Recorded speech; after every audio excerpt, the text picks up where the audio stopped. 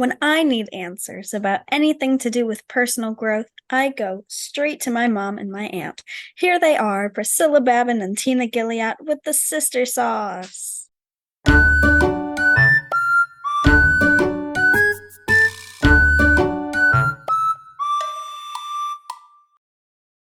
everybody. I am Tina Gilliatt, and I'm here with my sister Priscilla Babin, and we are about to dish up some sister sauce for you. Hey, Pris. Hello. How's everybody doing? Should we wait for them to answer? I don't know. I don't hear anything. We never hear from you. You never call. You never write. Y'all have to let us know how you're doing. Priscilla has some hot sauce to dish up today. Mhm. What's your hot sauce, Pris? My hot sauce today is about Operation Santa Paws, which was a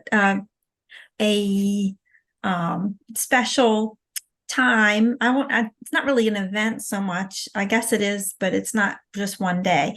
It started in California, and they wanted to promote um, helping with needy pet or not pets necessarily, but animals who are in shelters or strays, stuff like that. And the goal was to get people to adopt if they could, B, donate to shelters or volunteer at shelters to give more help to them, or to see just encourage other people to do the same.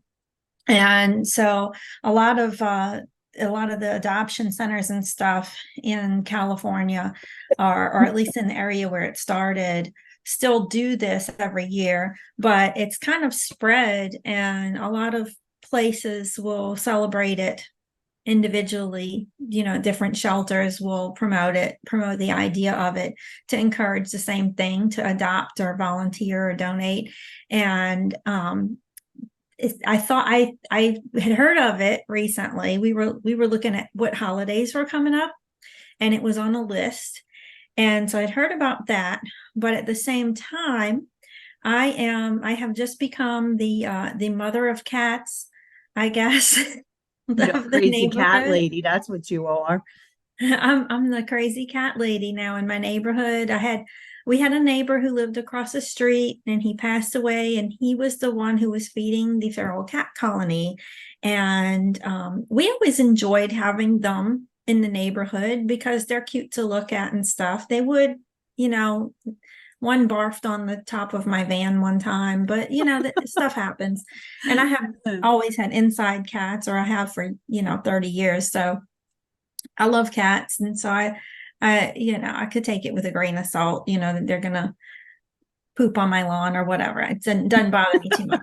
But I also appreciate having them around, because, as I have mentioned to my family, we do not have, and never have had in this house, a single mouse or rat.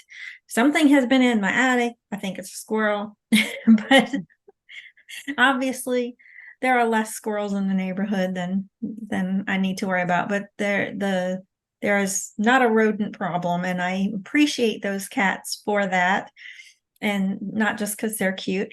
And when they found out that my neighbor had passed away, animal control got in touch with everybody in the neighborhood and started saying, who's willing to feed the cats? And I'm the only one who really stepped up. So praise me. No, I'm just nah, I mean, they do appreciate me for it, but it's really my, I'm one of those people, if somebody's posting about pets that need a home, I'm going, oh, I should give that pet a home. But my kids are going, you don't need any more pets. And so this is my way of having pets without having pets, if you know what I mean. So this is really cool. And so and there's resources for people who help feral cat colonies that I have found out about. So that's nice. And I wanted to also mention, I had a radio channel that's all Christmas music going in the background while I was doing housework yesterday. And this song came on and I was like, what in the world is this song? And it's called um, Puppies Are Forever. And it's by Sia, you know, the one that sang the Yeah. Chandelier song. And it's literally, it's puppies are forever, not just for Christmas. Oh, And I wow. was like, wow, that's kind of a weird Christmas song, but it also is so true and people need to hear it every year. So remember, Yeah. puppies are not just for Christmas. It's a long-term commitment. You are talking about some dogs live up to 18 years old. So you really got to think about this and decide, you know, because you can't just throw them away. That's not fair. When you get a pet, it is a commitment. You cannot just, you know, give up on them. And I've had some pets, and, you know, I understand life changes. You know, we had a dog that got very old and she was blind almost, and she was really big. And I had a toddler at the time, and my in-laws had no pets and they desperately wanted a dog, and my dog had stayed with them for a while and really loved them, and we ended up letting her go live with them just because it was happier environment for her and it was easier for us because the dog kept knocking the toddler over. Oh, Not going to say which one it was, but they ended up having her for her last years of life, and it was all cool, you know. So if you do make a commitment and your life changes, then you should invest in making sure that that animal is taken care of. Pets are not to be thrown away. Okay, so go listen to Sia's song. I gave Tina a link for our notes, and so if you want to check out Operation Santa Paws, there'll be a link for that too. It's called Hot Dogs. It's pronounced hot dogs, but it's spelled like haute couture, which is really cute. So that's my hot sauce. I love it. I love it. Yeah. You know, a lot of times people will give rabbits for Easter and they think, and rabbits are one of the most difficult animals, in my opinion. This is just my opinion, to take care of. Because I remember we had rabbits when we were little, and something that we gave the rabbits to eat killed them. And I remember how upset Dad was. But yeah, so it's not something to take lightly. We just lost our dog after 15 years living with us, almost 16. And she was, we think, a little over 16 years old. And taking care of a pet is a huge responsibility, especially when they get old, like you said. Molly had a difficult time in her end years. So, all right. Well, that was some good hot sauce. Some spicy hot sauce. Well, we have a good topic again today. We actually met this week and discussed topics, and we know what we're going to talk about for the next 3 months all the way through February. So we're fancy. Yeah, we're looking forward to introducing some new topics. And today is one that we both needed to research. Well, Priscilla did the research, but we both needed to learn about because we both deal with it, and that's stress. And we're going to talk about how to reduce that stress. And Priscilla, I'll let you take the lead since you were the finder of most of this great information. Well, I've done a lot of research over the years on stress relief, and my therapist had given me a bunch of stuff about stress relief, and then I went to look for it, and I couldn't find the exact documents that she had given me, but I found some articles that reflected basically the same suggestions, and so I thought this works too. But I have to say, the articles that I found were a little repetitive. They'd say, okay, do this, and then a few numbers down on their list of things to do, it would be something that was almost the same thing. And the one article, I did want to look at what are the effects of stress on your life and your body. And that one was repetitive too. It was a little frustrating. So I combined some stuff So if you go back and look at the articles via our notes, you might notice that some of the stuff is repetitive and we didn't say them twice. It's because I combined some stuff Oh, when for I was sure. organizing. Yeah. But Well, before I just wanted to say I think one of the benefits of understanding the effects that stress has on you is that you're more likely to do something about it then. Because I have to tell you, when I read the notes that you sent me, I thought, wow, I keep thinking I'm just going to try to ignore this stress and not focus on it and it'll go away. mm, But then when I started reading all of the effects of the stress in your notes, I thought, okay, I really seriously need to do something about the stress because it's why I'm having all these other problems, apparently. And so I found it very interesting. and it's important to note you cannot remove all of the sources of your stress. So doing the things to combat the stress, that's why they're important. Because I mean, obviously life is life. Yeah. You can't just stop working or whatever, or caring for people or whatever it is that's giving you stress, you know?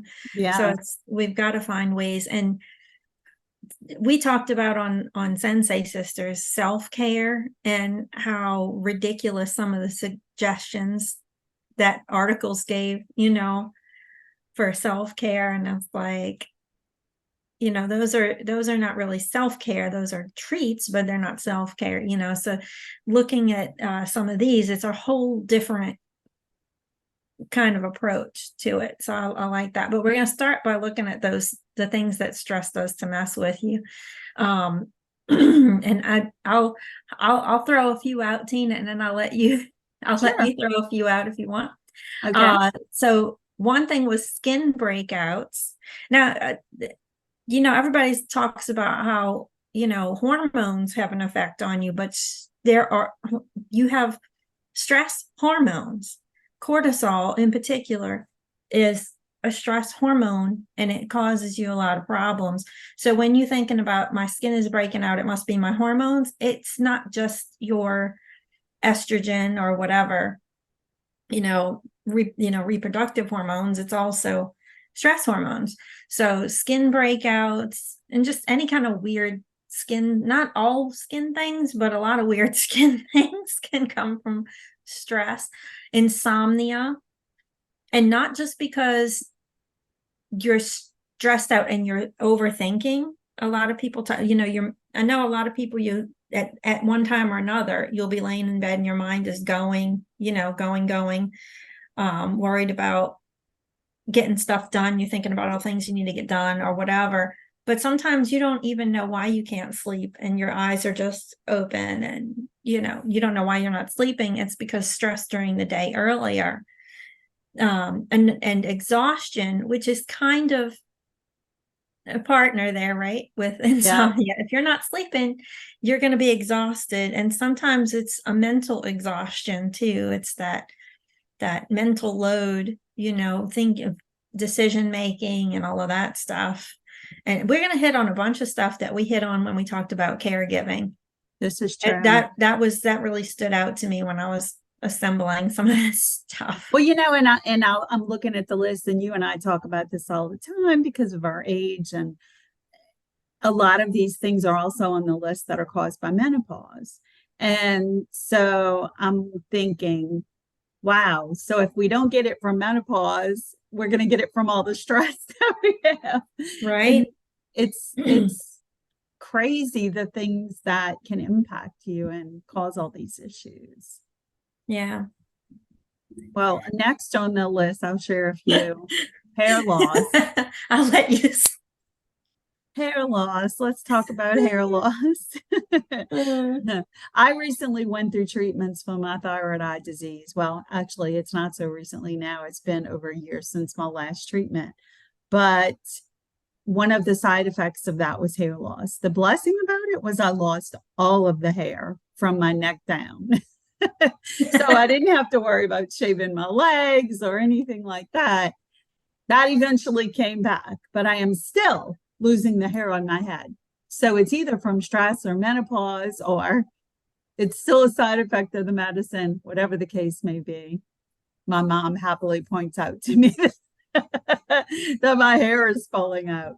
Mm. And we have baldness in our family. Yeah, I wasn't exactly blessed with a great hairline already, so I know we all have that hairline. It's crazy. I apologize to my kids all the time.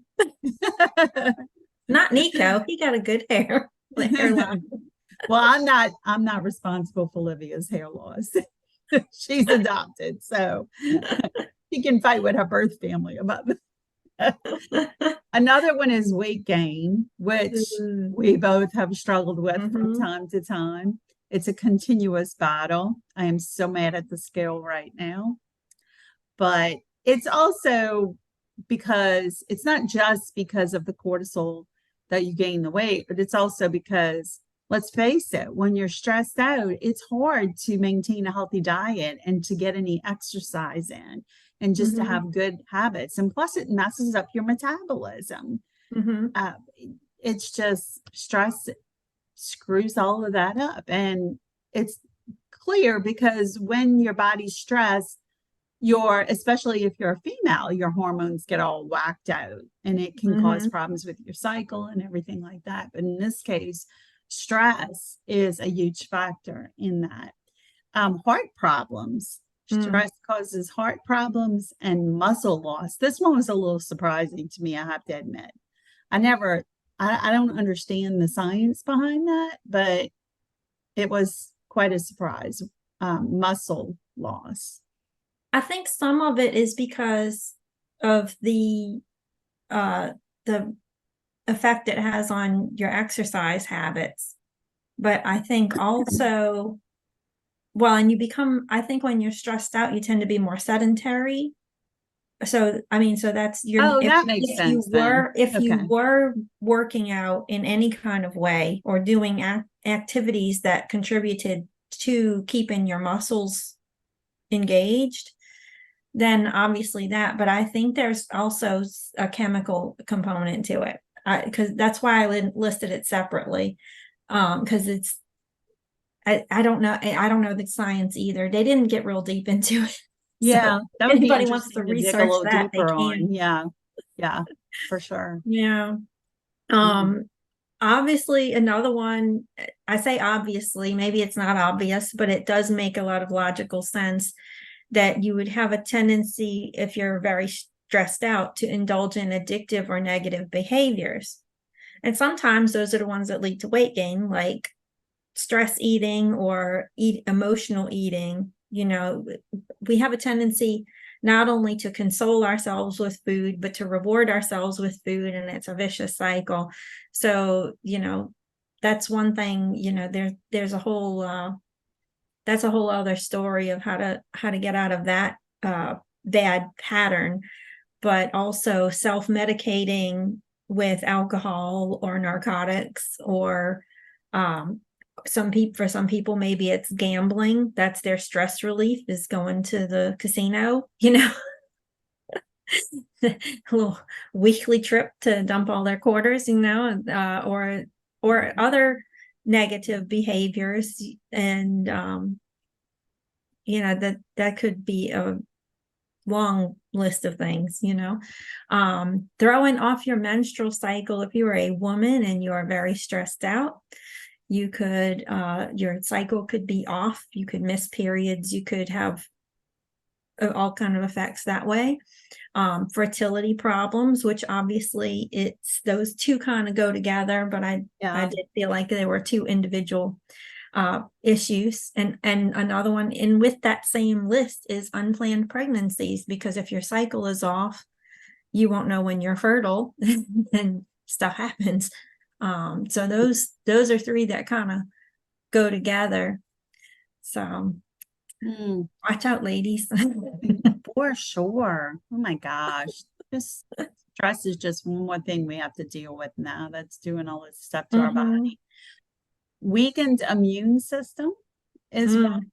And I can understand that, because if you're stressed out and you're not eating right and you're not getting the rest you need, et cetera, it all makes you more susceptible to things. Delay of illness till stressor is eliminated. I was a little confused by that one, but I'm assuming that means uh, that when the stress is eliminated, you can begin healing. Is that what you got out of that?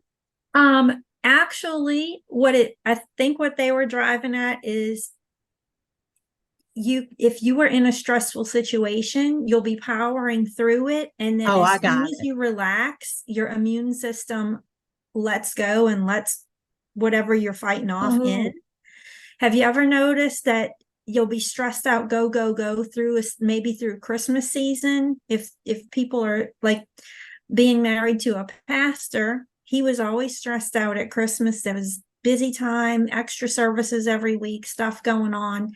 And it would, and then I was carrying the load of the family, buying presents and all of that stuff and supporting him. So January, first week of January, we were always sick.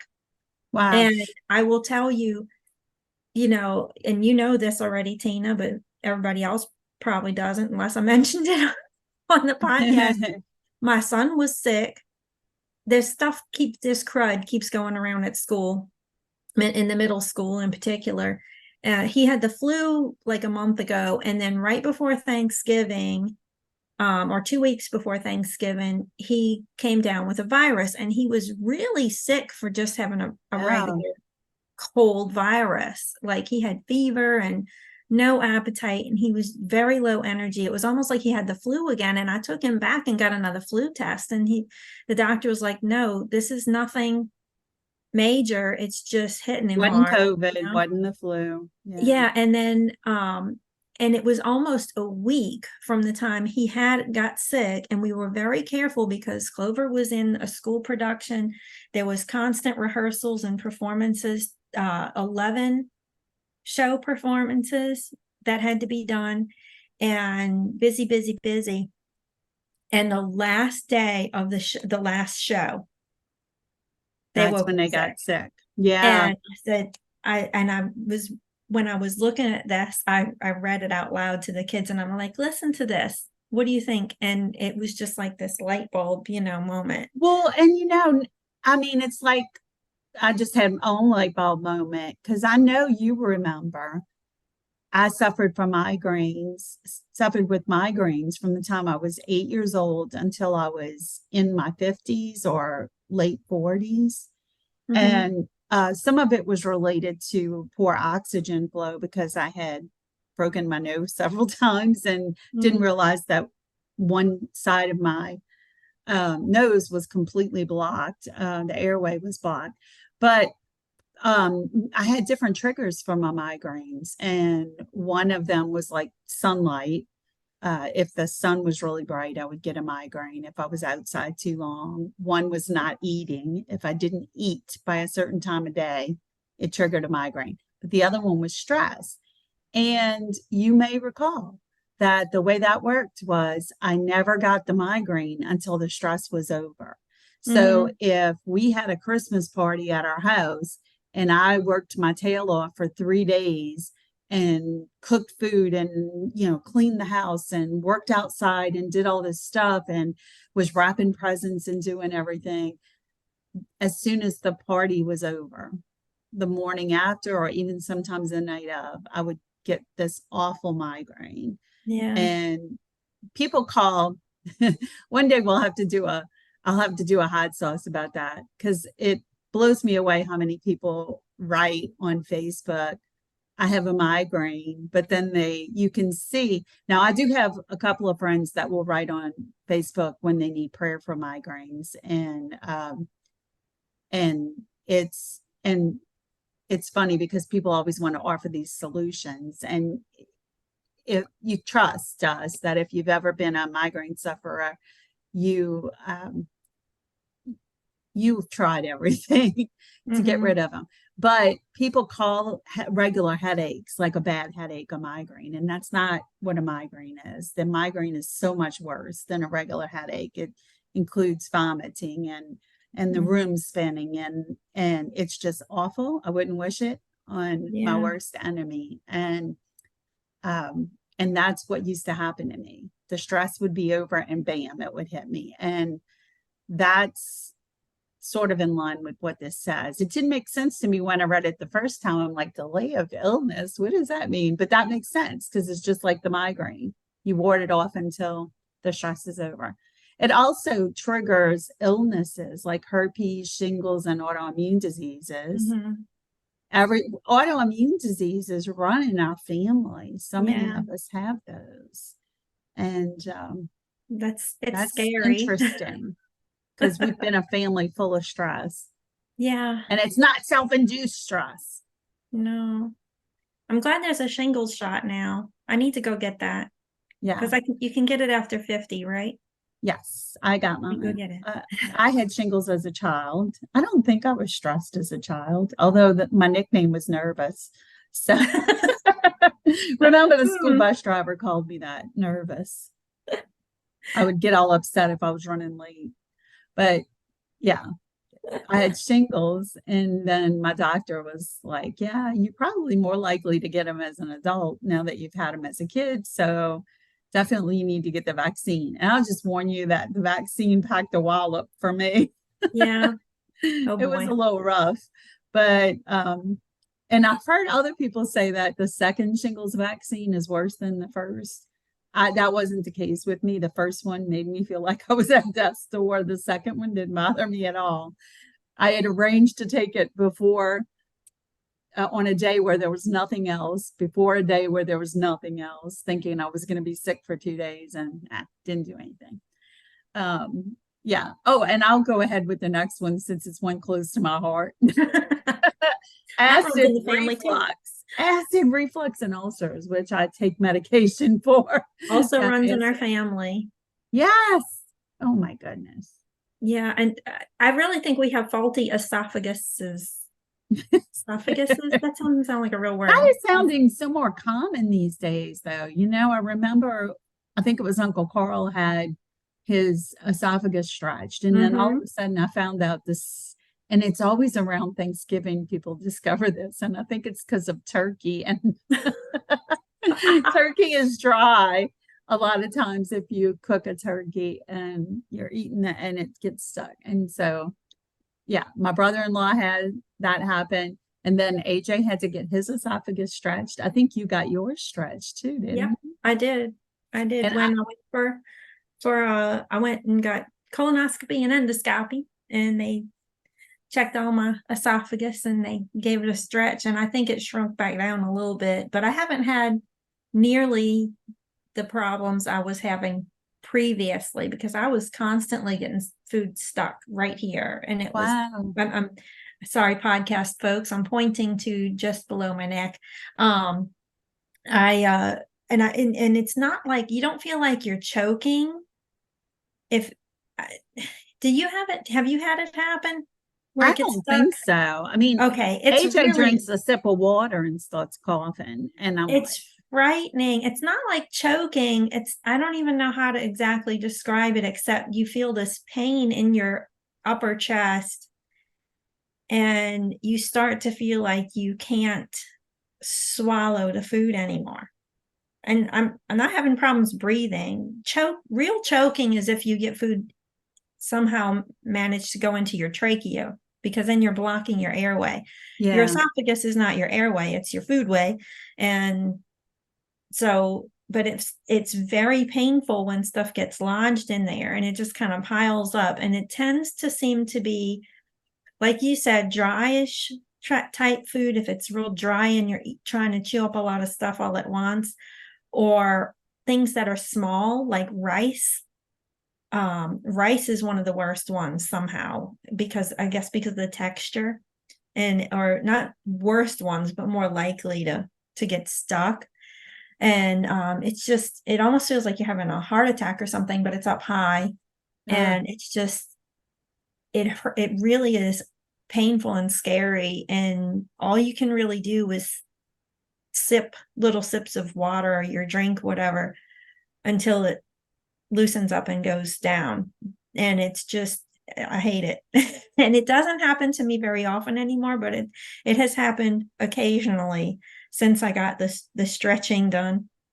But it was happening a lot previous to that. And so yeah, I was completely under when they did it. So Yeah. no problems whatsoever. I They put didn't me have on. that. I Yeah. had the ulcers in my Mhm. esophagus, and Yeah, I they have to think I had, biopsy them to make sure it's not, yeah, I don't think I had anything too major as far as ulcers or anything like that. They said they noticed some scarring and stuff, but and I think they might have done a few biopsies because they put me on an anti acid reflux medication temporarily, because when you're healing after that, you have to Yeah. be careful that no acid is making it worse, because Yeah. they'll leave, some I get to look open forward wounds, to I that guess.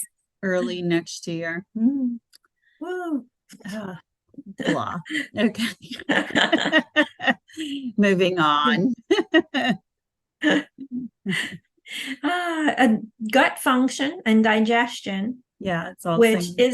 is related to the acid reflux and ulcers, and probably does not help with the weight situation either, and it just makes you feel crummy. Like if you hold stress in your stomach, a lot of people know what that feels like, and that's what it's related to, the gut function and digestion. And when you say it must have been something I ate, well, it's almost, when you're really stressed out, almost everything you eat really This is knocks true. you down.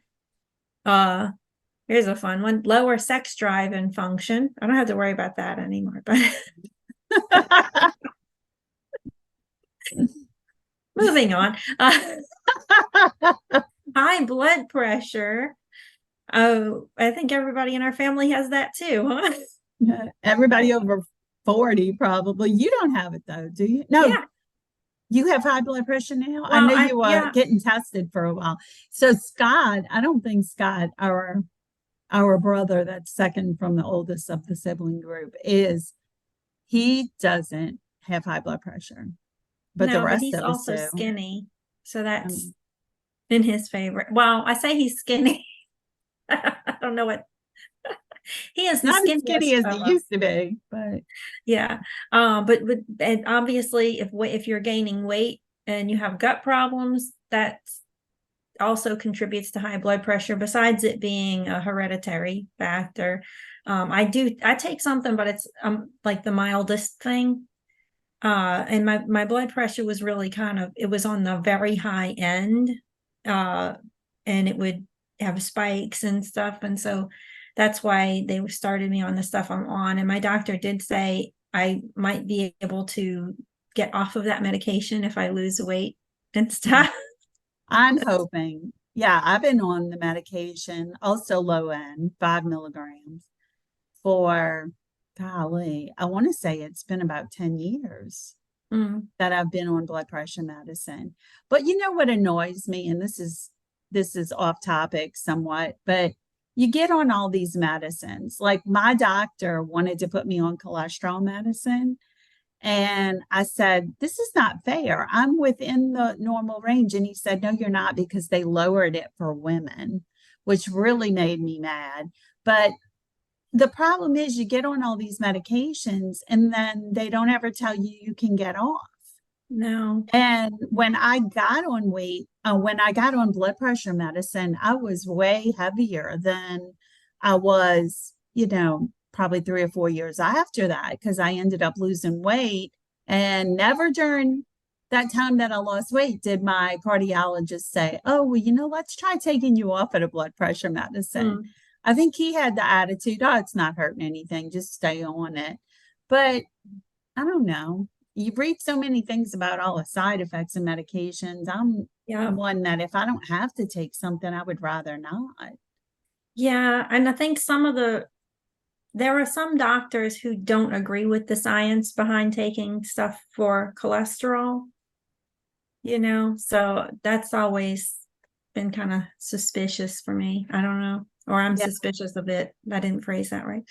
Uh, And obviously, you'd have an increased risk for diabetes if you're not eating right and you're gaining weight. Those raise your risk.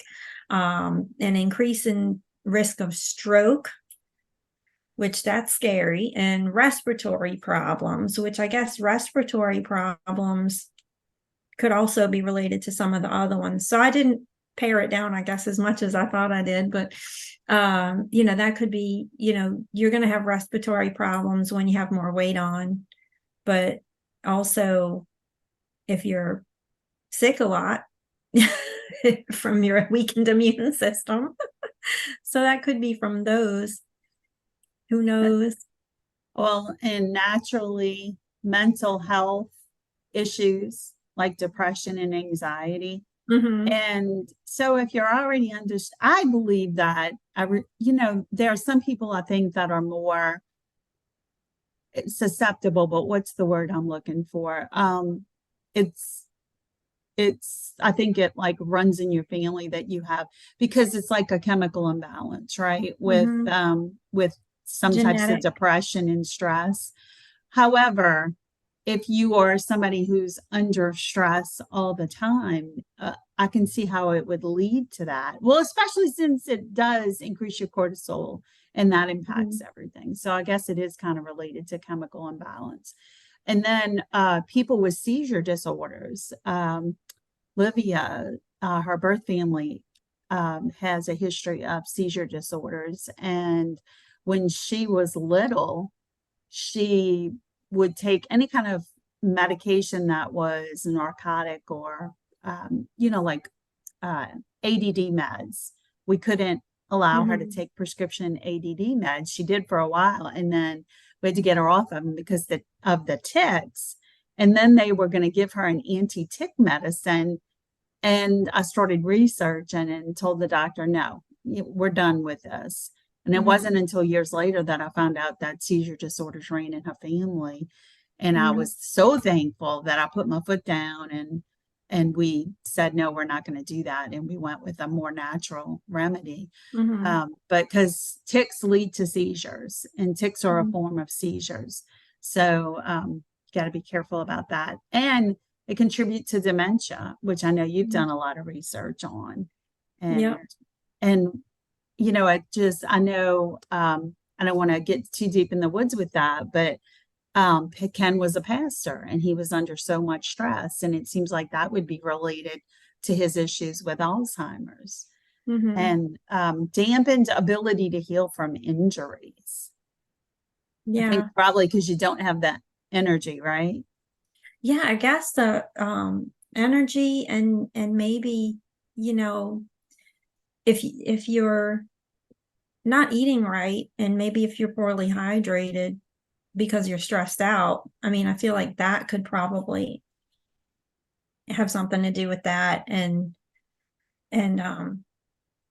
I mean, they say about heart issues, if you're having circulation issues related to that, I'm sure that would have something to do with a poor ability to heal.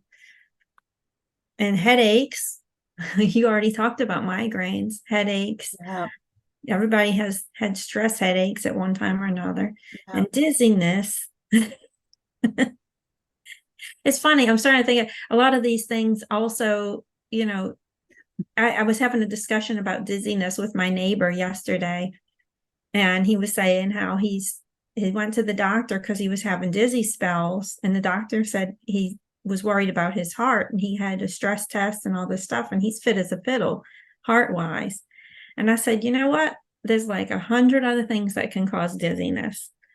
There's vertigo, inner ear issues, poor hydration, low iron. There's so many things. So dizziness is one of those ones. Yeah. Two things I want to contribute to the conversation here. It's kind of segueing a little bit off of what you just said. Remember when I went for my hearing test because I was having the tinnitus? I still am, but it's not anything I'm usually concerned about. I know what it was caused by. But I don't know if you remember, but I had she was talking about my hearing loss, and which is not significant, so I'm blessed in that way. But I thought it was funny because she gave me a list of things that could cause tinnitus and hearing loss. Oh, Lord. And I'm like, oh my gosh. I mean, I like check every box on this list. So it's not surprising that I'm having all these issues. Oh, And so when you think about all of these, I mean, it's the same. It's all menopause causes a bajillion things to be wrong with you. Stress causes a bajillion things to be wrong with you. And then it sort of makes it like, you know, I'm pretty blessed considering, because I'm walking and I'm talking and I'm functioning.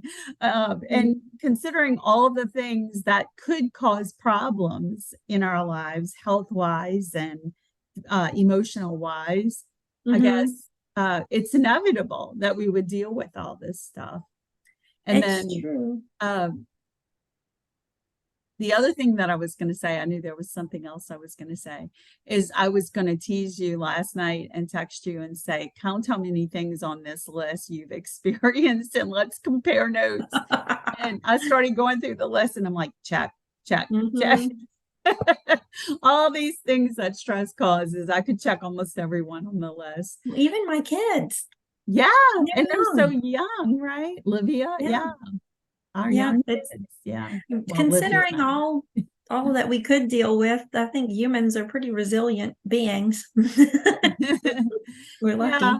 And you know, one of the things, and maybe this is a good segue into our next part of the topic, one of the things that it made me think about was everybody probably has dealt with a lot of these things, because every human being is under a certain amount of stress. I mean, just being an adult is difficult. Olivia and I were talking about that.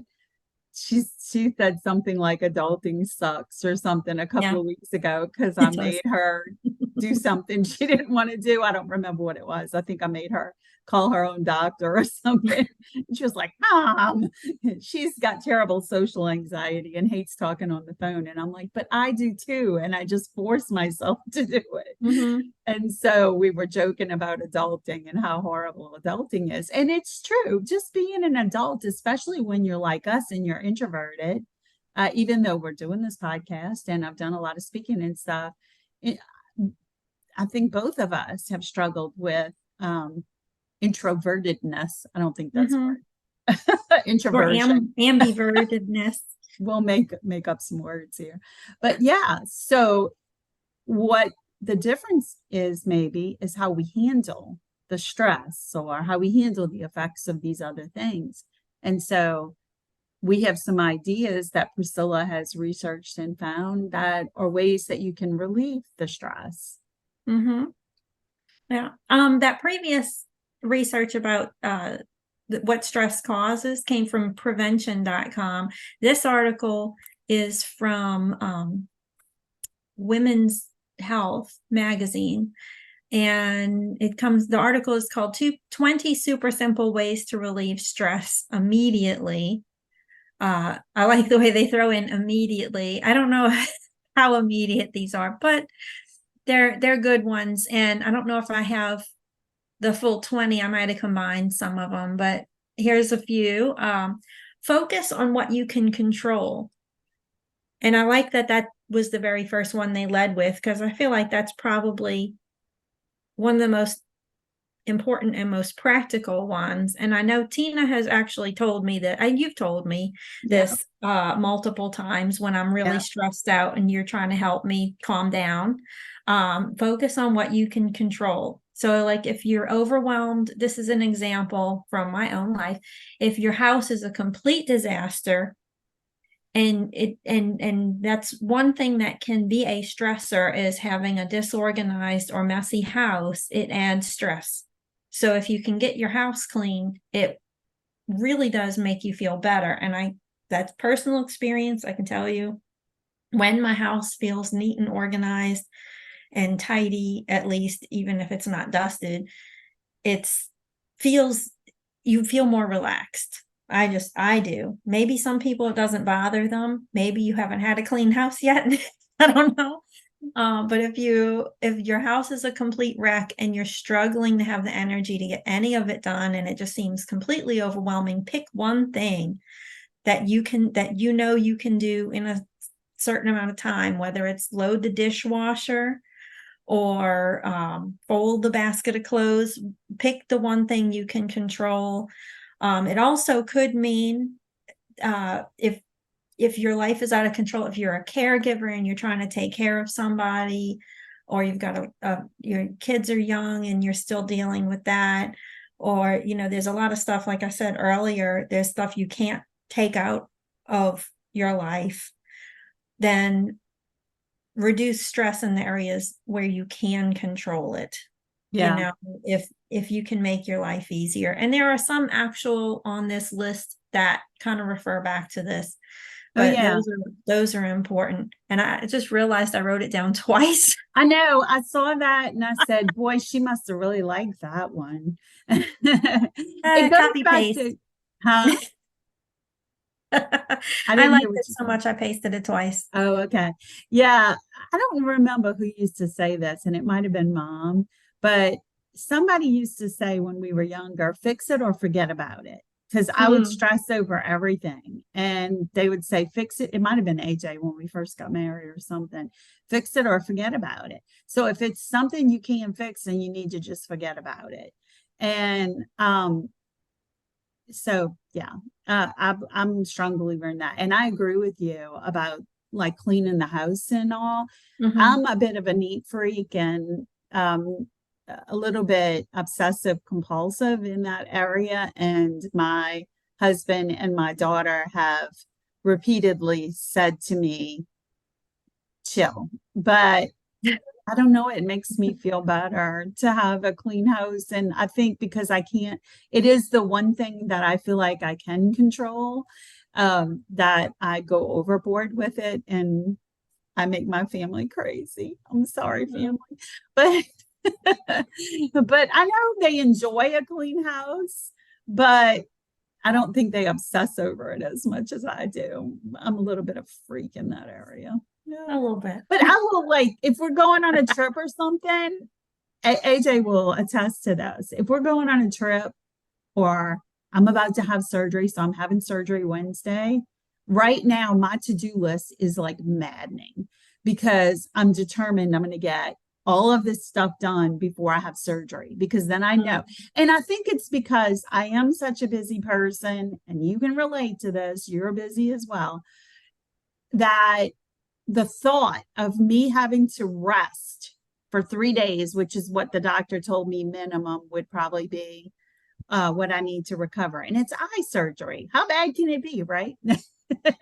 But I'm like, 3 days. I have to give up 3 days of doing stuff around the house, and my house is going to be a disaster. So like clean, clean, clean, clean, clean. Or like if I'm going out of town, there's not going to be anybody here dirty in the house if I'm out of town. But yet I feel this crazy need to clean the whole house from top to bottom, wash every clothes, unload the dishwasher. Everything has to be perfect before I leave for my vacation, because when I come home from vacation, I'm anticipating being disappointed in being home and not having fun. I'm also one of these people that stresses when I'm away about everything that's going on at home. And if I know I'm away and the house is a mess, I'll dread coming home to a messy house. So anyway, I belabored that point quite well. This is the next thing they recommend is to try 4-7-8 breathing exercise. So you exhale completely, you breathe in for 4 counts, you hold it for 7. So you're going to slowly breathe in, like breathing into 1, 2, 3, 4, hold it for 7. And then you exhale very slowly, exhaling for 8 counts. And I will share with you that this is something I have used over and over again as a public speaker and an introvert. Why would I choose to public speak if I'm an introvert? Because I love sharing a message. But I obsess and get so nervous right before I walk out onto the stage. Once I'm on the stage and I get a little bit of audience interaction, I'm fine. And I relax and I do so much better. But I have been critiqued and told the first, 5 minutes out of the 45 you were on stage, it was clear to everyone that you were scared to death. And once you relaxed, you were fine. So I'm so nervous about being nervous that I do these deep breathing things right before going out onto a stage. And I don't do that kind of public speaking anymore, at least not often. But it's still something I recommend to other people. I have students that I coach in public speaking, and I will tell them that's the first thing I tell them to reduce their nerves is about breathing, definitely. And sometimes you have like this nervous energy that is causing you stress.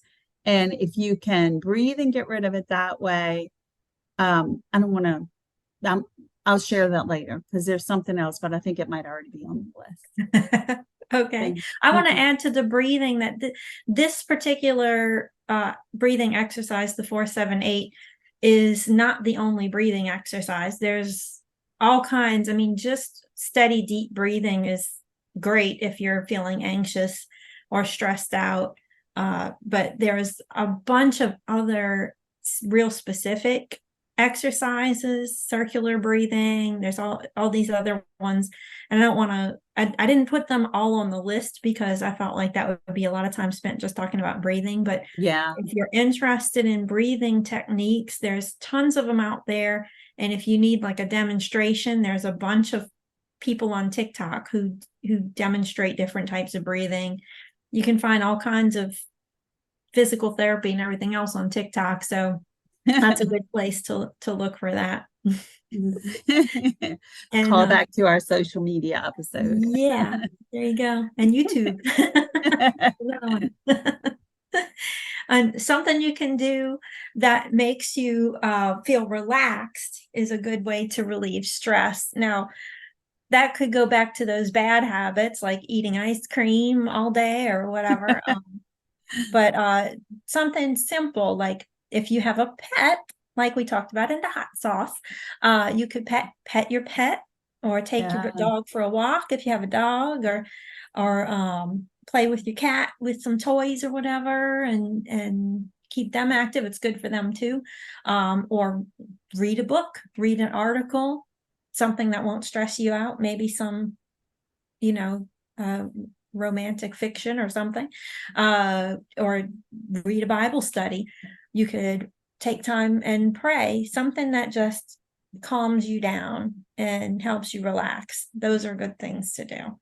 Yeah. And that could include taking a day off, take a home personal day where you don't do all of the things that stress you out or that are busy work, make it real casual, watch a movie, just chill out. Don't commit to anything. Just have a day where you can just be yourself and be a blob. Oh, I so agree with that.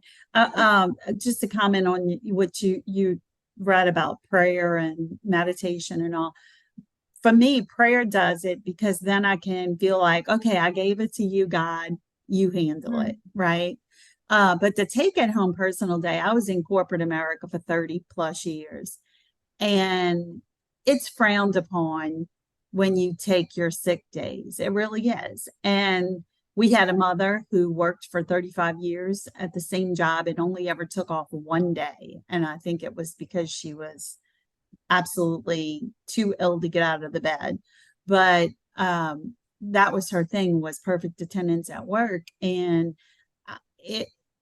it's no reflection on her parenting, but that puts a lot of pressure on offspring because you feel like that's the right thing to do. Mom always said, don't stay home from work. If you're sick, go to work. But I mean, of course, now we're learning, and it was not as noted way back when, but with the way disease and sickness spreads, it's not wise to go to work when you're sick. But even with all of that, I was always in a mindset where I felt guilty if I took off of work. But eventually, in the latter years of my employment, I used my sick days as fast as I got them because I had a very stressful job for the last 10 years of my working out there in the work world.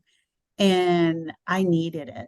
I needed a break from the stress. And if the company didn't like that, too bad, because I was one of the better employees. And that's why I was so stressed out, because everything got dumped on me. But anyway, even if I do say so myself, um, adapt to the mess and cut corners, make life easier where you can. Okay, so I'm struggling with this one because I can't adapt to mess, although they don't necessarily mean mess literally. It could be Yeah. figurative mess. So if there are things that are not in your control, and you obviously can't do anything about it, like the lawn can't be mowed because it's been raining 12 days in a row or whatever. You just have to adapt to it and just go with it. And it goes back to the first one that Priscilla said, which was focus on what you can control. And there's sometimes there's mess in your life that you cannot control, and you just need to let it go and work around it. And the cutting corners thing takes me back to being a parent who worked 40 plus hours a week and volunteered at church and did all these things. Yet my kids would come home and say, Mom, you need to make cookies for the party on Friday, the class party on Friday. And I would go to the store and buy them and get shamed by other moms for buying Walmart cookies or Mackenzie's Bakery cookies or whatever instead of making them. But just too bad. I Yeah. just, I was not a super mom. I The don't have any qualms about admitting that. the mom shaming needs to end. After all these years, not everybody is Susie Homemaker.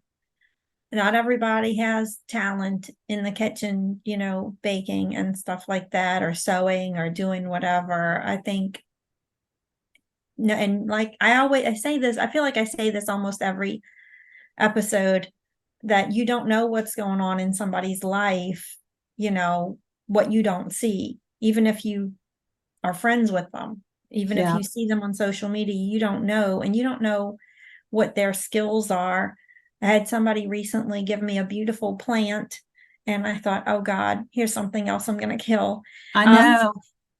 but I'm trying, and so, we need to stop shaming people, because you don't know if they're buying those store-bought cookies because A, maybe they don't like baking, or B, maybe their life is so full of everything else, there's no time for it, and they just can't add another thing.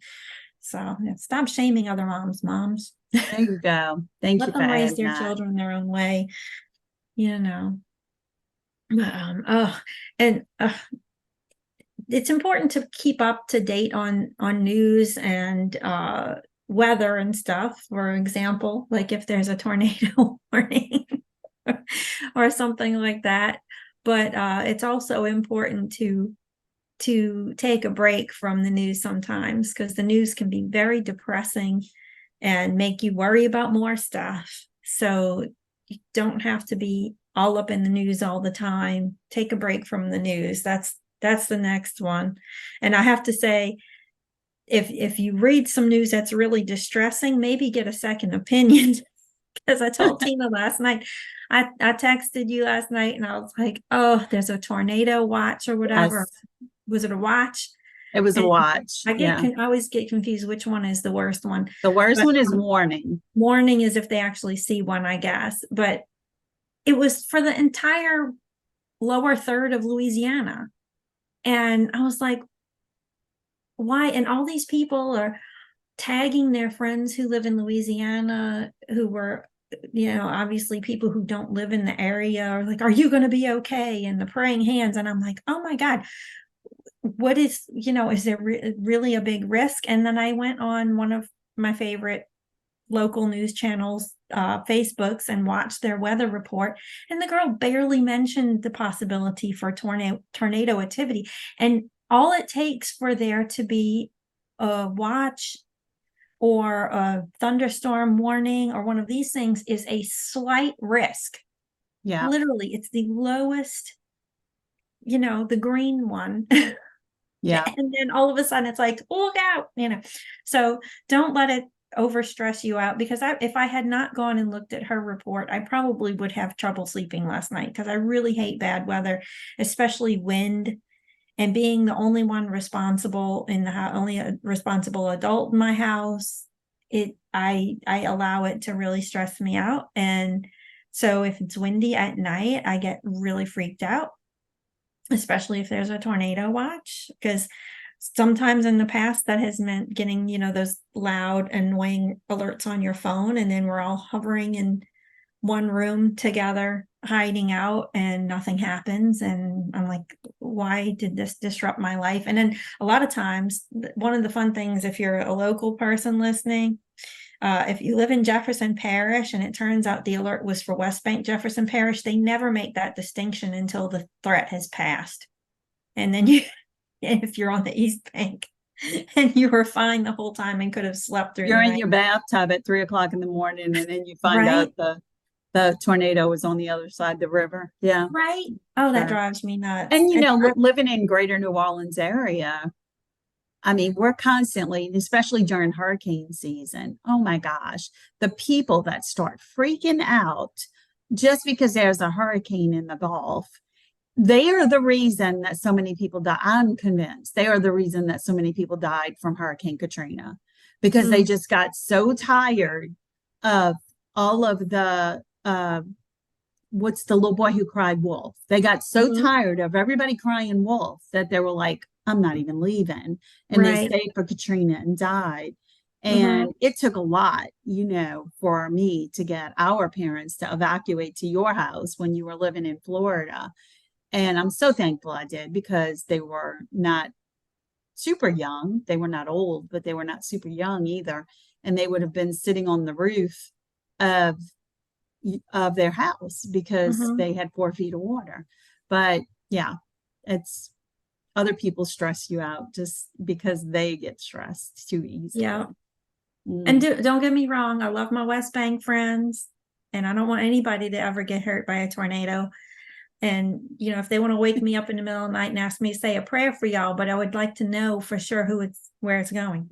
Yeah, you need to know whether you need to go get in the bathtub or just on your knees, right? Right.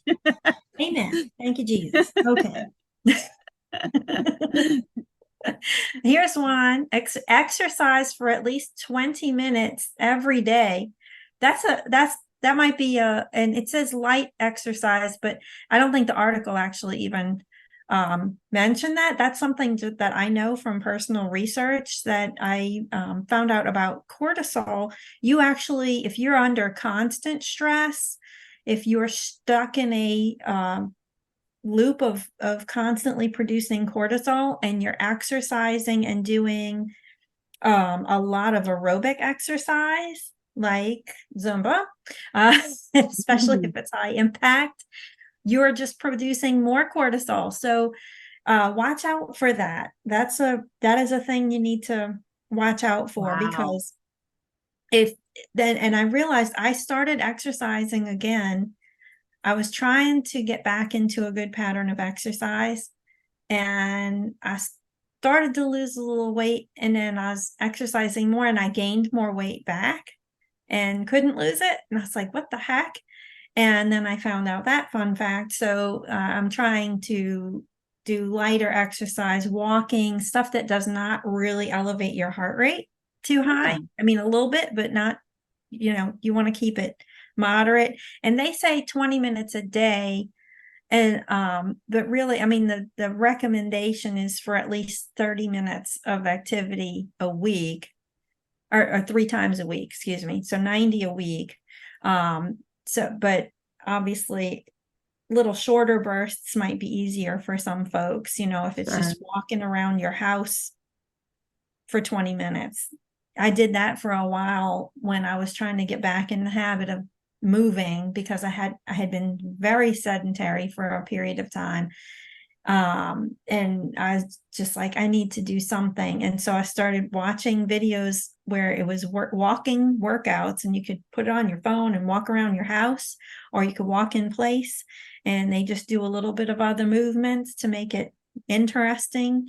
And you can do a 15-minute one if you don't want to do a 20-minute one. You could do half an hour, whatever. You could I actually had a goal in May. I was trying to do 2 miles a day of walking. And so that was at that time that really worked for me to do those walking videos, because you can find ones that are specifically for a mile or 2 miles or however much you want to walk. And so that's something to look into. And the next one, do something to make yourself laugh. I know I love to laugh. And if you're skipping the news to watch a funny movie, you can make yourself laugh that way. But laughter really is the best medicine, right? Right. TikTok. Watch some TikTok videos. See all the TikTok haters out there. That's what I do when I need to laugh. I go watch TikTok videos. And if there's a serious one, I just skip it. Swipe up, swipe up, swipe up. And I find the ones that make me laugh, especially the baby ones. If a baby's laughing, so if you need to laugh and you can't find anything to make yourself laugh, just Google baby laughing and some videos will come up for you to watch. And sure, I mean, I just think that's so funny. When a baby starts laughing, that's it. I've lost it. And this one is, Priscilla, this one is really for you. Yoga or stretching. I know you've done a lot of yoga, but you have a note in there to talk about somatic exercise. Oh yeah. If another type of exercise that you can do is somatic exercises, and I didn't know about this until pretty recently. There are types of exercises that are not just yoga. Yoga is one of them, but there are other stretching and yoga type movements, exercises using a yoga ball. Just one of them I saw was just you stand near a wall and you push on the wall and you focus your energy on pushing against the wall. And it sounds weird and new age, but really it just focuses where your energy is going. And I'm not talking about like Tai Chi or something, although that could count as somatic exercise too. It's more your physical mindfulness, if you know what I mean. And if you look again, YouTube and TikTok have a lot of these somatic exercises you can try, and they're supposed to be really great for relieving stress and pent up traumatic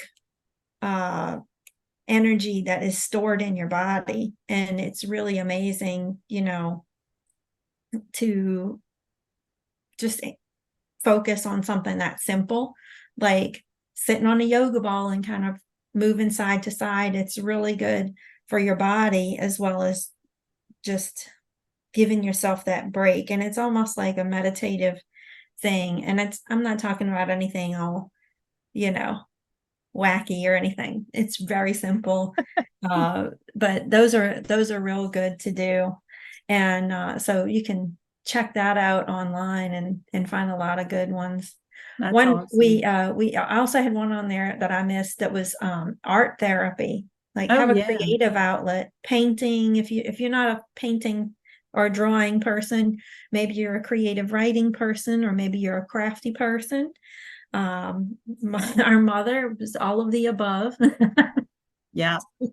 And so that trickled down. Some of those trickled down to us. I can't draw a straight line, but I like writing, and I like singing and dancing and stuff. And Tina is an amazing public speaker and writer, and so having some creative outlets is really good for relieving stress, and just listening to music or looking at art can be a great stress relief. And for sure. So I highly recommend. The next one is don't stew in it. Try to distract yourself if the thoughts are not practical, or get it out by talking to a friend or therapist.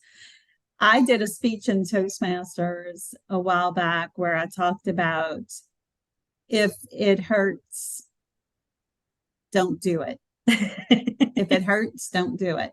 And so there's an old joke where a guy goes to the doctor and says, "Doctor, it hurts when I touch here." And he said, "Well, then don't touch there," or Mhm. something along those lines. And I always say that if it hurts, don't do it. If if it if scrolling through Facebook on your friend's page that you're no longer friends with because you had a falling out upsets you, then why are you doing it? Why are you following this person and stalking them after you're no longer friends, or your ex-boyfriend or whatever? If it hurts, don't do it.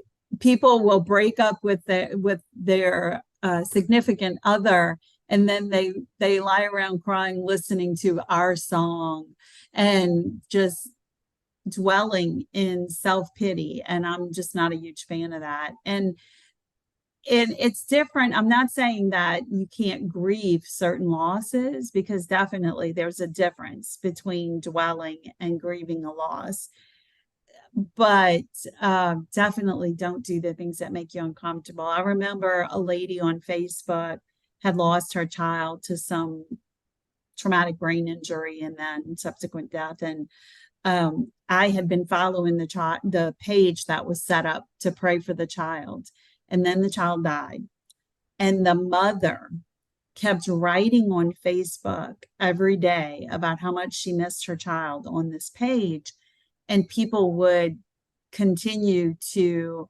say how horrible it was and how sad it was. And when I tell you, there were thousands of comments she had to sift through.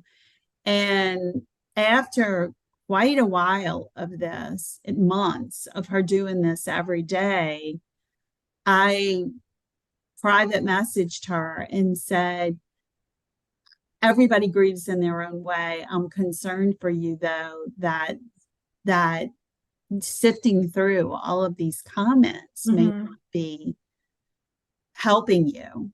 And I said, "It may be, I don't know, but I just want to put that out there. If think about it, and if it's upsetting you to read through all these comments, maybe not post as Mhm. much."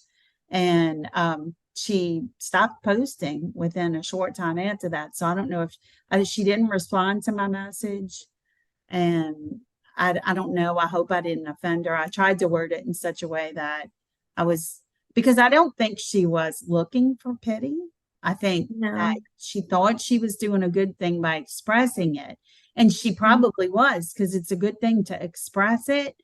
But by expressing it on Facebook, where all these people were responding to it, and then she had to sift through the comments, because she wrote one day that she tried to read every comment, but sometimes it was very overwhelming. And I'm thinking, ugh, I don't know if that's a good thing for you to be Mhm. focusing all that time on responding to these comments. And so you got to do what's best for you, though. I mean, maybe it was therapeutic for her. And so the part about talking to a friend or a therapist, that's what we use each other for all the time. If I'm Mhm. mad or upset, or you're mad or upset, we either call or text. And Mhm. it's great to have somebody to vent to. I mean, even especially, when it's something close to home that the other person has an understanding of, but even when it's not. Mhm. Yeah, you have to have some kind of outlet to to not just like in your art or crafting or whatever, but somebody to vocalize the things to. And if it's on Facebook, it brings a whole new meaning to the word feedback, doesn't it? Because they're feeding back into your pain if that's all that, That's they're true. they're It giving you really back. is. Yeah, I agree. Um, um, One we had was 15 minutes to yourself a day, which is kind of like the taking a day off one, but it's a daily little just time to do. And it could be 15 minutes to yourself to do one of the other things, or even the taking a day off could be a day to look at the list and go through and do several of the things on the list to de-stress. You could do some little exercise and do some reading, do some meditating, do some praying, talk to your Self-love. therapist. Yeah. Tick them all off in one day. Yeah. So your 15 minutes to yourself a day might be to read your book, or to just sit in silence for a little while and breathe and do your breathing exercises. Another one, and this goes back to one of the things that we talked about on the podcast already, is helping others. Because we were talking about things that can make you feel good. Helping others makes you feel good, and that reciprocal Gratitude. joy, the gratitude. Yeah. So it turns around, makes you feel better. Yeah. The next one is to skip or cut short social engagements if they add to stress. And you and I have talked about this. If you are an introvert, going to a function outside of your comfort zone is very difficult. And grief, I didn't know this until my therapist had given me a list of things that make it worse when you're grieving. And I thought that I was losing my ever-loving mind, because when I was still grieving the loss of my son, I went to a conference, and it was all people that I loved at this conference. It was friends of mine from Toastmasters, and I cried the entire time. And part of it was that many of these people had not seen me since I'd lost my son. And so they were all approaching me and offering condolences if they didn't make it to the funeral. But the other part of it is that I am socially awkward, and I am introverted, and going to social events is difficult for me if I don't know everyone. Just approaching one new person for me is a struggle a lot of times. And I used to joke all the time with I taught a class on networking, and I would always say in the class how I hated networking. And if I had to network, I would bring my husband and let him drag me around the room and introduce me to everybody because I was too socially awkward to do it. But yeah, social engagements cause stress. And I know, Priscilla, you can totally relate to that. Oh, 100%. Yeah. And if you're a real introverted person, or if you're an ambiverted person like myself, if I get in a real situation where I'm really comfortable, I can let my guard down and relax and have a good time. Sure. But if it's less familiar territory, somewhere I've never been before, maybe I don't know most of the people, or for whatever reason, it can be very stressful. And you hear a lot about introverts, or people who are,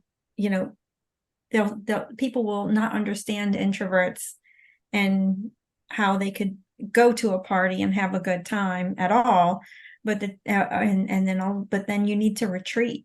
You have to go back and recharge your emotional batteries to be able to go in those situations. And I think for people who are introverted, that's why Christmas time can be a little daunting, because there's so many engagements, especially depending on what circles you run in. You might have an office party that you have to go to, family parties, and your kids might be in a bunch of different band or nativity events or whatever. At Christmas time, there's more of everything going out into the world. And shopping in person, when online shopping became a real thing, that was like a lifesaver to me, because the mall is like my least favorite place on the planet. Well, and I think it depends on the situation too, because if I have all my shopping done, sometimes I enjoy going to the mall and just seeing, even if it's crowded or whatever, but I don't want to be under pressure to buy something. Right. So I'm with you. I like the online shopping. Right. That's true. That is very true. There is something peaceful, for example, about walking into Walmart, knowing your kids already have all their school supplies in September. There is a weird, I can so relate to that. There is a weird feeling of release. Like, I don't have to go in that department. Haha, Yeah, especially when the teacher is very specific with the school supplies and says, They need Oh, green ink pens, but they can't be gel pens and they can't be this or that. And I'm like, are you kidding me? Where am I going to find this? So yeah. Thank you, thank God for Amazon. Amazon Prime. Jeff Bezos did not pay for any of this. So just a disclaimer.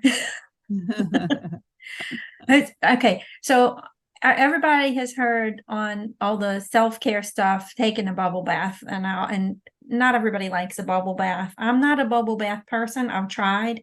I get into the bath and I'm like, okay, what do I do now? I can't relax in a bubble bath. Oh, but you got to so you have to bring a glass of wine in there and also have a TV above your tub. Yeah, that might help.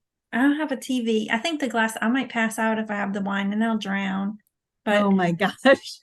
um So much the for stress reduction. yeah, now but really the real good kind of bath when is there is something about being in a hot bath, not necessarily a hot tub, real super hot, but a nice warm bath helps to relax your muscles and release some tension. And Epsom salts, as old fashioned as it sounds, are really good at, really getting into your skin and your muscles and releasing that tension. So that's a Yeah. good way to, or even just, a foot bath, you get helping, release it just through your feet if you don't want to do a whole real submerge your whole body in the bath. If you just want to soak your feet in some Epsom salts, it really can be a nice tension relief. So that's a good one.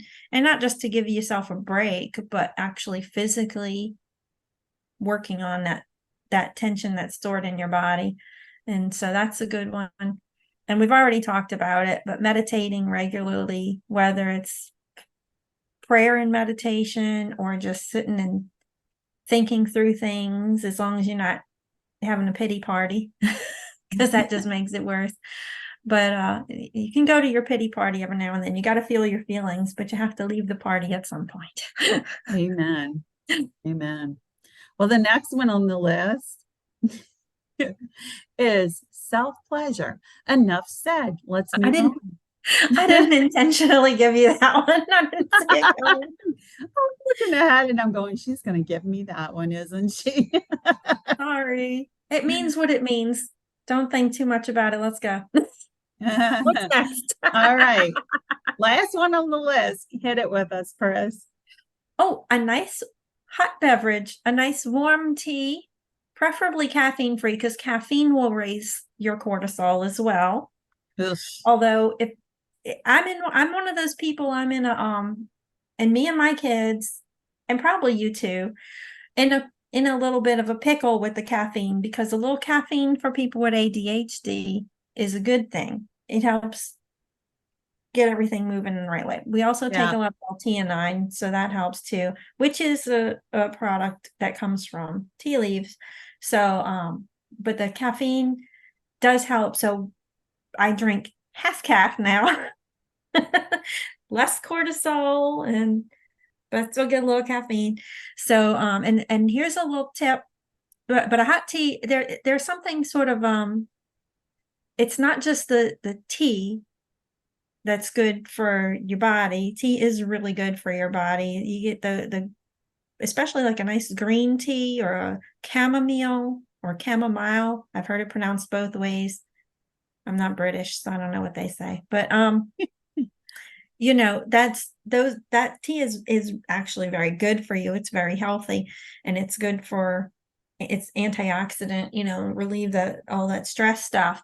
But there's something about the ritual, if you will, of sitting down with your hot cup of tea and intentionally sitting and sipping your tea. It's meditative in its own way without actually thinking about anything. It's just it's a mindful, physical slow down.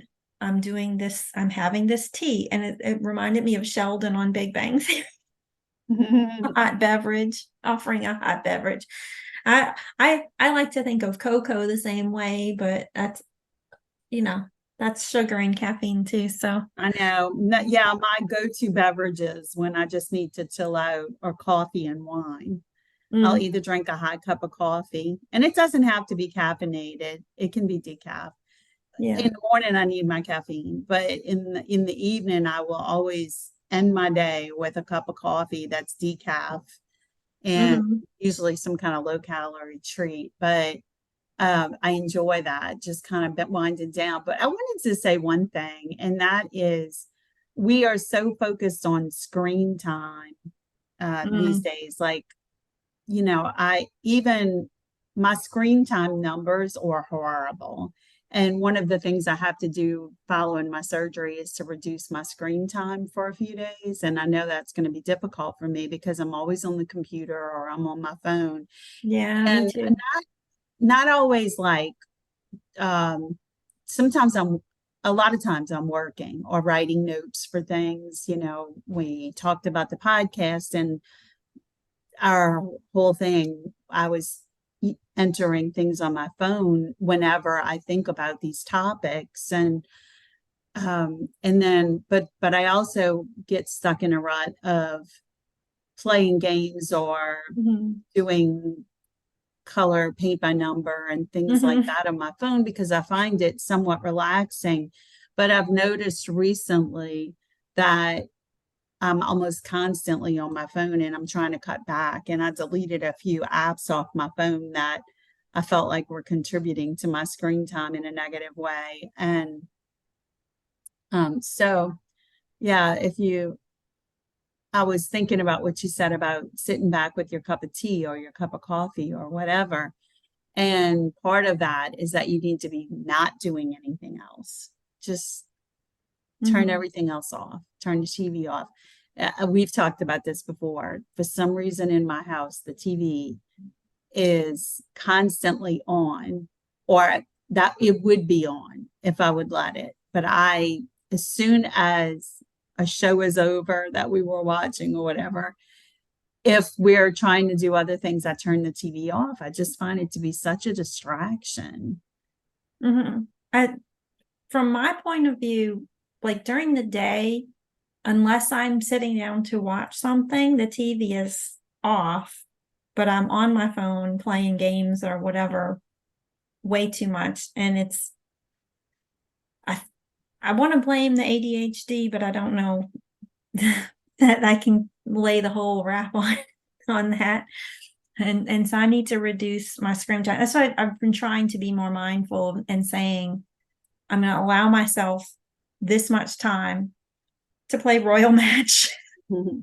Also not sponsoring us, but if y'all want to. But But y'all, it has no ads. You don't it need an doesn't. internet connection. And you're limited. Like you run out of lives, Yeah. and only way to get more lives is if a friend sends you some, or if you pay money. And if you're one of these people like me who refuses to pay money for anything on an app, it works pretty good because if I use up my 5 lives and I don't have anything left, then I have to turn the game off. Yeah. Might switch to Instagram and start scrolling through that, but then I gotta control myself. So yeah. For real. For real. Well, I think that's been very helpful. I'm going to try some Yeah. of these things to reduce my stress. Mm-hmm. Yep. We got to get on it. We have to be purposeful. Do you have any soup for not soup? I started with the soup again. What's with the Yeah. soup? You have soup on the brain. I must really like soup. It's winter, technically, sort of.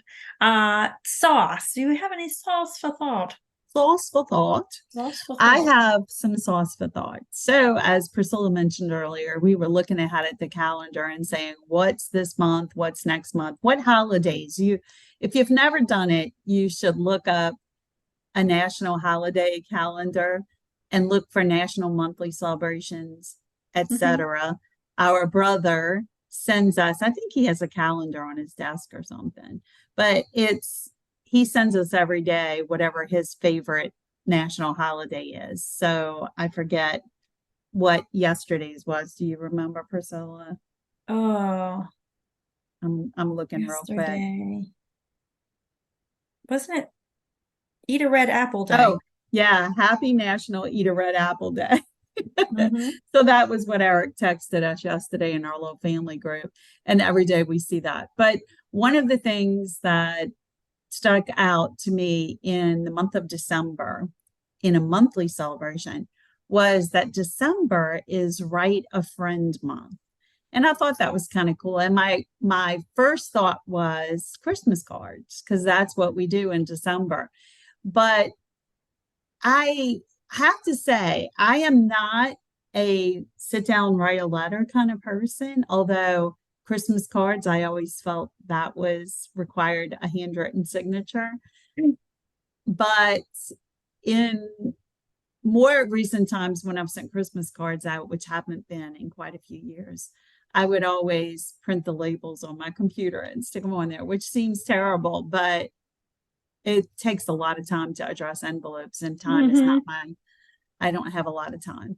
But I found this article on a homeschool website. Actually, it's called Write Shop, and it's preparing or inspiring successful writers for 20 years is their tagline.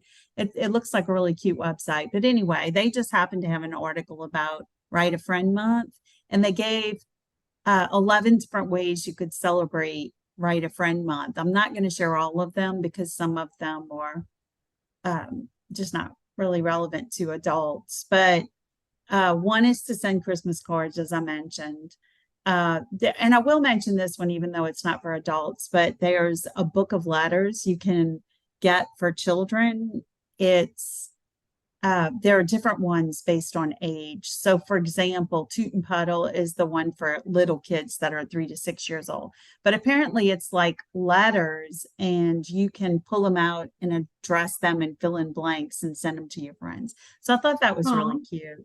Yeah, postcards are really cool. I mean, we don't do postcards much, but I remember when Livia was in high school, her teachers would send postcards occasionally to say, hey, Livia's doing great or whatever. Then you can write a letter to an imaginary friend and describe 3 to 5 of your favorite Christmas traditions, which I'm not sure how that fits Write a Friend Month, but I guess it's okay. Writing a fan letter to somebody that you love that's famous. Find a pen pal. That's primarily for kids, but a lot of adults do it too. Set up a letter writing station at home for your family. I thought that was kind of cool. And let's see, which other one? There was one other one that I liked. Oh, just writing to a friend or a neighbor to let them know you're thinking about them. And so I kind of do that a lot, but I do the automated version of it, or not automated, but the electronic version of it. I will be scrolling through Facebook and I will see that somebody liked my post that I haven't talked to in a long time. I'll text them and say, hey, I was just thinking about you. How are you? Are you doing okay? And I do that a lot. A lot of my friends hear from me very randomly. And I think it's why I hear from them randomly. I heard from one of my friends yesterday that I hadn't talked to in months. And she texted and said, how are y'all? What are y'all up to? And that made me feel good. And we had a nice little chat via text. And text to me is very, what's the word I'm looking for? It's not as disturbing as a phone call. And I know you and I agree on this, Priscilla. Yeah. I don't like getting trapped on the phone because I feel like I'm rushing people. If I legitimately have a reason that I need to get off the phone, I still feel like I'm going to offend someone if I tell them I have to go. And so I don't like being on the phone for that reason. I'm super busy, and those phone calls never come when they should come, like when I'm sitting down drinking my cup of coffee. They come at random times. And so for me, texting has always been the least, there's a word, intrusive. That's what I'm trying to think of. Yeah. The least intrusive thing, because I can respond whenever I'm ready. Yesterday, when I got the text from my friend, I was at the doctor's office and had been waiting for 2 hours or an hour or so. And I just texted back and said, hey, at the doctor's office, I'll text you later. And so then we had a nice conversation later on in the day. But yeah, think of ways you can write a letter to a friend. And if sitting down and writing a letter is not your thing, send an email. And that's my sauce for thought. That sounds nice. I'm terrible about keeping in touch with people. I really am. And part of it though is I never know what to write because I feel like I don't know if they want to hear all of my I know. complaining. I find myself constantly apologizing to certain people in my life because they will text me and say, "How are you?" And I'll say, "Well, my surgery's Wednesday, blah, blah, blah." And then I start going on. And then I'm like, "Oh my God, you didn't ask that. You did not Yeah, ask for my personal woes." But if they're good friends, they understand, right? that's true. And sometimes a phone call is okay, especially if it's, somebody you don't mind shooting the breeze with for a while. Like your sister. Yeah, And I talked to Liz, our cousin. I yeah, told you that last couple of weeks ago for a couple of hours, and it just flew by. yeah, It had yeah. been so long. So, Yeah. yeah, That was nice. definitely.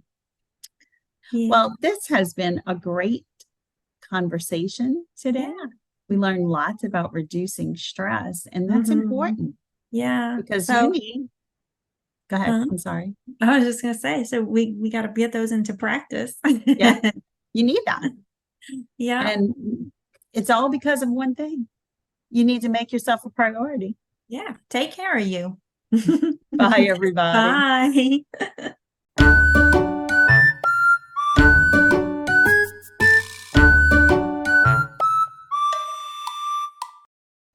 Thanks for joining us. Make sure you subscribe to keep up on all the latest sauce. See you next time.